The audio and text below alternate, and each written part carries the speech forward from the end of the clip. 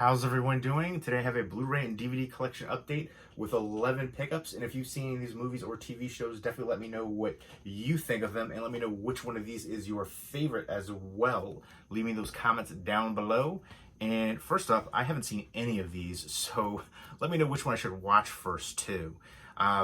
Thankfully, I have a lot to watch right now, especially during this lockdown. A lot of new stuff to check out, so I think that's pretty cool. First up is Watchmen, and this is a review copy sent to me from Warner Brothers. I sent like a few emails requesting this, and I never heard back, so I didn't think I was going to get it. And then it just showed up on my doorstep, so I was like, "Oh, awesome!"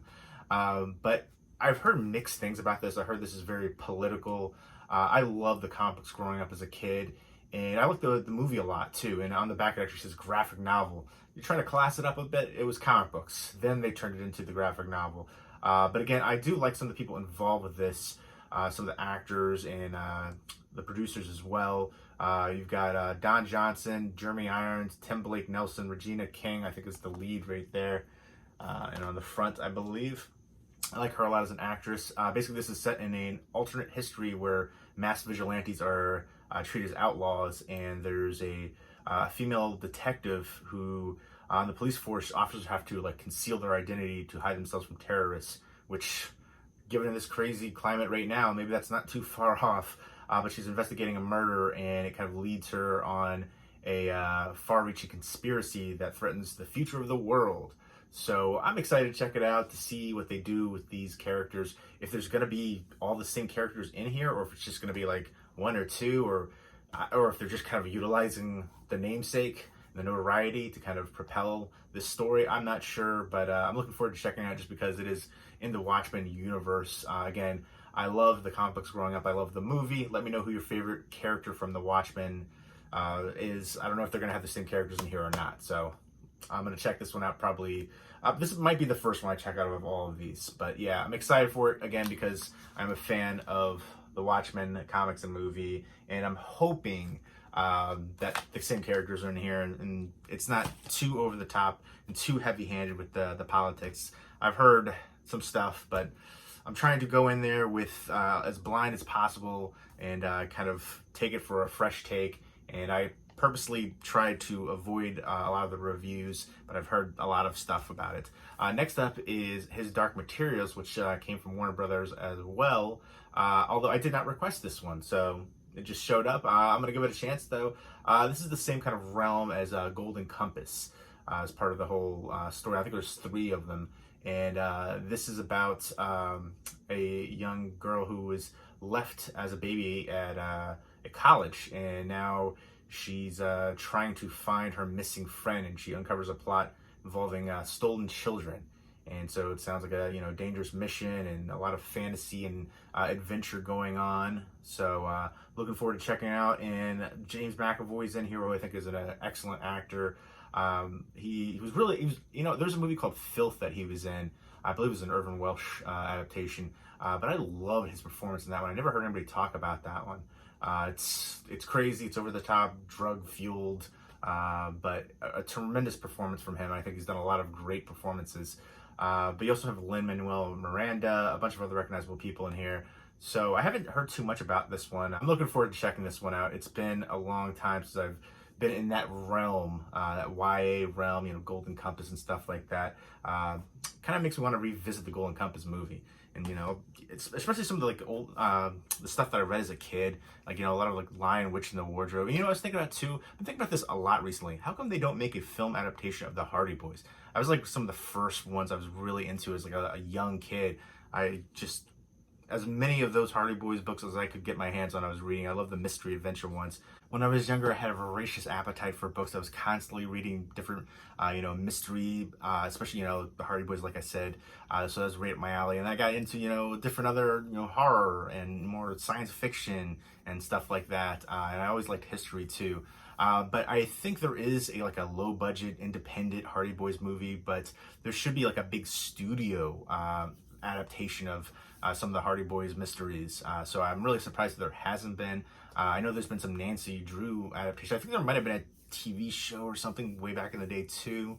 But yeah, I don't know. I just feel like that is such a big franchise that I feel like a lot of kids grew up on. So that should be a big studio film, deservedly so in my opinion. There's another one too that was like big into the kind of like adventure mystery ones. I think it was called, I don't know, Tom Swift or something like that. I remember that. There's a few other ones that I read as a kid. It just made me think like all these different adaptations. There's so many other ones that they could still do. But next up, yeah, the first three are actually limited series. Yeah, the Watchmen is a limited series, and then this is season 1. So I assume they're going to be a continuation of that. And then The Terror, also another TV series, complete second season. I watched the first couple episodes of the first season, and I wanted to like it more than I did. I thought the dramatic pacing definitely hindered it a lot. Again, I'm a big fan of snowy setting movies, TV shows, so I was really into it, especially horror. And I just thought it was just, the pacing just didn't really work for it. I needed a little bit more from it. So I didn't finish the first season. Now I feel like I should. But this one seems very different conceptually. And I'm actually really intrigued for this one too. But that's how it started out with the first series too. I was really intrigued with the snowy setting, even the ship and the period for it. But this one right here is, Ridley Scott's a producer on here too. It's World War II era.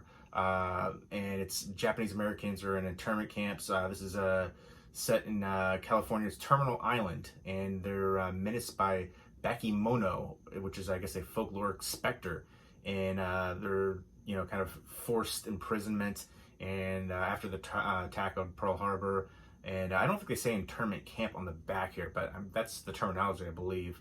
But yeah, so the Islanders are hounded by prejudice and injustice, and all these bizarre deaths that are happening. And so they're trying to get to the bottom and figure out what's going on. And one person tries to take on this malevolent entity and journey into realms of evil, both present and distant past. George Takei right there on the back. I like the idea of this conceptually for history and things of that nature. So I'm intrigued for this one as well. Again, I went into the first season with the, really into it. So I'm hoping this one will be, I feel like I should give the first series a second chance. Because again, I really wanted to like it, and this one too, I'm really excited for it. So I feel like I should watch that before I watch, although I don't know if there's a connection or not, because again, two completely different settings, but maybe there is this, ancient evil tie-in.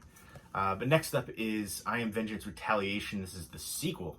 I'm surprised it got a sequel, honestly, but Stu Bennett, who is a WWE wrestler, I want to say his name is Wade Barrett. I've been watching a lot of wrestling recently, actually, AEW specifically. Let me know if there's anybody out there that watches wrestling, that watches my videos on here. Vinnie Jones, though, always plays the badass. He's awesome, that character. Doesn't matter what it is. He's done a ton of low-budget movies. But this is just going to be another, over-the-top action movie. He's given a chance to retrieve somebody who betrayed his team in his last mission, and he's, it's a back and forth. They're trying to kill each other kind of thing, and he has to go through this mission and bring him back to justice, essentially. And there's mercenaries and snipers and all kinds of craziness. There's a pretty attractive chick on the back right there, holding a gun. I'm into it. Let's check this out. I like some mindless action now and then, and that's probably what this is going to be. Sometimes these action movies surprise me, and there's some ones that are a little bit better than others, but for the most part, they're on that same kind of mid-tier level at best, which is going into that's what I'm thinking. But Vinnie Jones, always awesome. So I remember when I first saw him back in the day, Lock, Stock. It's funny because Lock, Stock, and Snatch are essentially like the same movie, but I don't know. Let me know which you prefer. It just kind of popped in my head because of Vinnie Jones. But Lock, Stock, I just love the heck out of Snatch as well. Dags. Emperor. I've never heard of this historical figure, Shield Emperor Green, who was inspired by the legend of, is a descendant of African kings, and he's an outlaw slave in pre-Civil War South. He's trying to get his freedom for his family, and he's fighting his way up north, and he's joining the daring raid on Harper's Ferry, and helps alter the course of American history. It stars Kat Graham in here as well, and then Deo Ikinia. I'm messing that up, I'm sure. Forgive me right there. But I feel like I've seen a lot of these like Civil War era films that kind of fly under the radar. Free State of Jones County, I think was one. There's a few other ones that I think kind of fly under the radar, but are actually surprisingly good. So I'm hoping that's the case here. This is a Universal release, DVD only. I Am Vengeance Retaliation is Lionsgate. AMC release right here. Also Lionsgate for Terror Infamy. And then a couple other Lionsgate ones coming up. We've got a biography, Kenny Rogers. Let me know who your favorite country music star is. But yeah, he's super popular, gambler.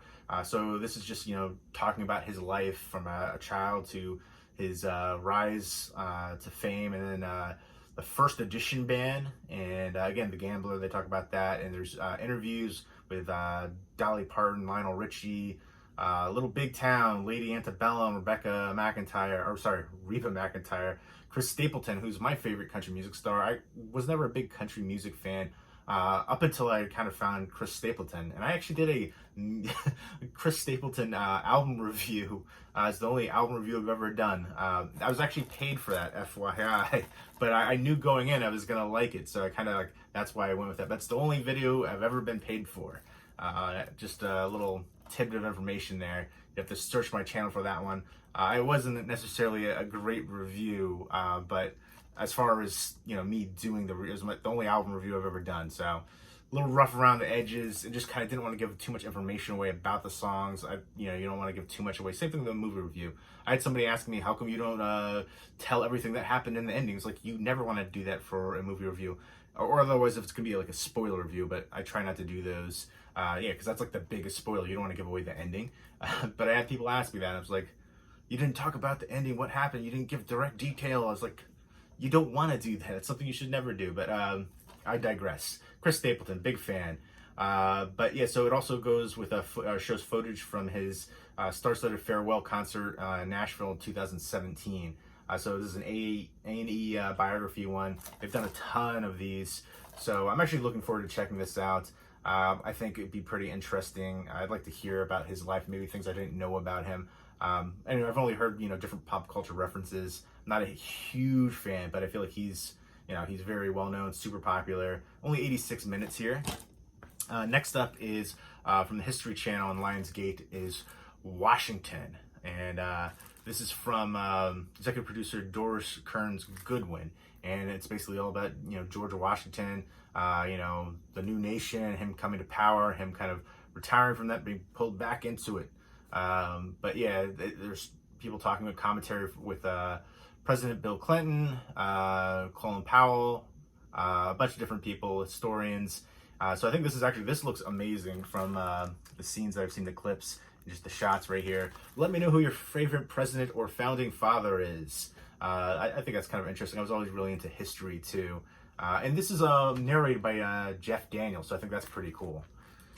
Next up are some more TV shows. I feel like these three right here are all from CBS and Paramount. I'm actually surprised Blue Bloods is on the 10th season. I wasn't aware it's been on that long. I guess it would be the 11th season currently running. But I think that's interesting. Over 60 minutes of special features. You have a sticker right there. The lead scenes, 200th episode celebration. So I've only seen episodes here and there. I want to check it out actually more, because I'm actually a fan of every episode I've seen, but I've never kind of checked out the schedule for it. So this is actually interesting. I think I'm going to watch this season, even though I haven't seen all the ones leading up to it. Tom Selleck, Donnie Wahlberg, a bunch of other recognizable people in here, acting wise, but I'm looking forward to checking this one out. Again, episodes that I've seen are really good if you're into crime drama. I think all of these coming up right here, NCIS as well, crime drama, stuff like that. I think you'll be a fan of this. I kind of feel bad because I have enjoyed everything that I've seen, especially if you like Law and Order and stuff like that. It'll be right up your alley. So Blue Bloods season 10 right there, and I think I might do an unboxing of it too once I watch some of the episodes and just show you what the packaging looks like too. I get some people saying, why do you do that? And then other people saying they want to see more of that kind of stuff. So it's polar ends of the spectrum, but I feel like everybody likes to see, what they're going to possibly buy and see what the packaging looks like. For a lot of fans, it's important to see what it looks like. If it has a slipcover, if it has, liner notes, interior artwork, things like that. The packaging, sometimes the discs will be stacked.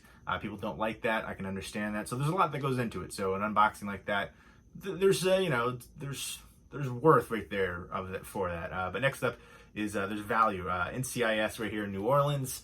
This is the 6th season, and I don't get the sticker on here. Over 30 minutes of special features. That's like nothing. This one says this one is at least an hour, over 60 minutes. But over 30 minutes, it's like that could be a couple deleted scenes.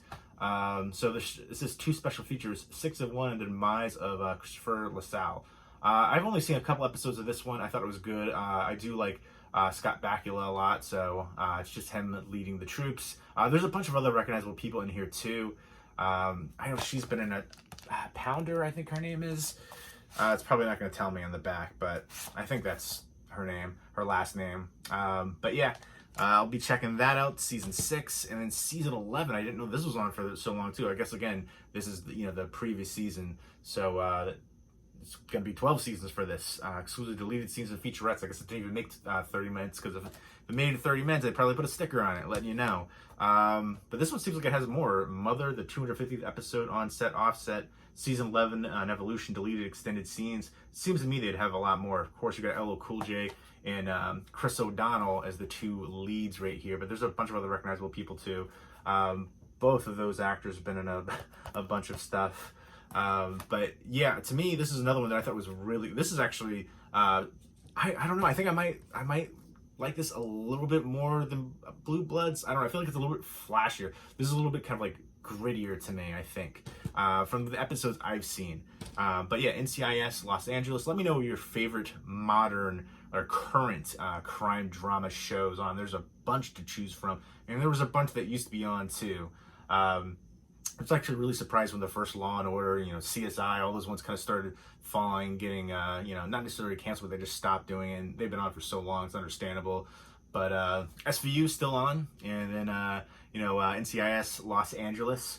So yeah, it's just all about going through the different crimes and missions and all the different things that they deal with a lot of different stuff. I think you've got detectives dealing with terrorists and stuff like that on here too. I'm trying to see if it says anything, different murders and it says something about impending missile attack in the Middle East too.